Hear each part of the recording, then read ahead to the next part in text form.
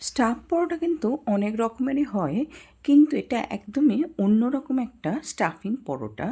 এর জন্য আমি প্রথমে 4খানা ডিম সেদ্ধ করে ভালো করে রেখে দিলাম খোসা ছাড়িয়ে। তারপরে এটাকে হয় গ্রেটারের সাহায্যে গ্রেট করে নেব, অথবা হাতের সাহায্যে একটু স্ম্যাশ করে সাইড করে রেখে দেবো। এরপর একটা প্যানের মধ্যে আমি সাদা তেল গরম করে পেঁয়াজ কুচি দিয়ে দিলাম। এখানে কিন্তু ছোট মাপের একটা পেঁয়াজ আছে। পেঁয়াজটাকে একটু ট্রান্সলুশন হতে দেব। তার জন্য প্রথমে আমি দিয়ে দেবো নুন। নুনটা দিলে পরে কিন্তু পেঁয়াজটা সুন্দরভাবে তাড়াতাড়ি ট্রান্সলুশন হয়ে যাবে। যখন ট্রান্সলেশন হয়ে আসবে তখন আমি এর মধ্যে আদা, রসুন আর কাঁচা লঙ্কা থেতো করে রেখেছিলাম, সেটাকে অ্যাড করে দিয়ে এবার একটু নাড়াচাড়া করতে থাকবো।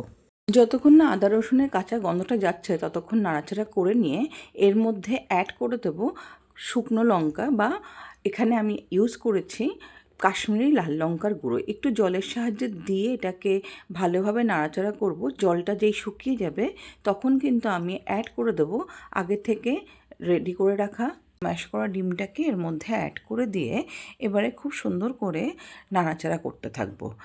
একেবারে কিন্তু খুব বেশি মশলা নেই, কিছু নেই, কিন্তু খেতে এত অসাধারণ হয় এই ডিমের পরোটাটা, না বানালে পরে তোমরা বুঝতে পারবে না। সুতরাং আমার রিকোয়েস্ট থাকলেও অবশ্যই কিন্তু একবার তোমরা বানিও। যখন সব কিছু ভালো করে মেশানো হয়ে গেল এর মধ্যে অল্প একটু কাসুরি মেথি অ্যাড করে দিলাম। অ্যাড করে আবারও নাড়াচাড়া করে নিলাম। নেওয়ার পরে অল্প একটু এর মধ্যে নুন অ্যাড করেছি। আগে একটু নুন দিয়েছিলাম, তো সুতরাং সেইভাবেই অ্যাড করবে যাতে নুনটার পরিমাণটা ঠিক থাকে।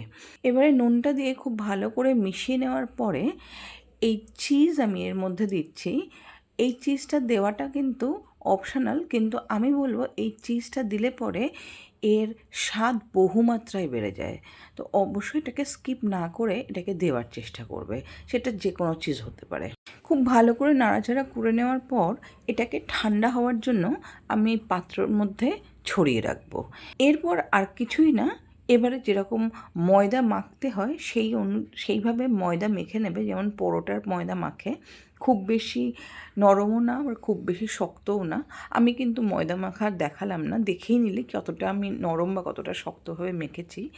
এরপরে এটার থেকে লেচি কেটে এর মধ্যে স্টাফগুলোকে ভরে স্টাফিং পরোটাটা রেডি করে তারপরে আমি শুধু বেলবো।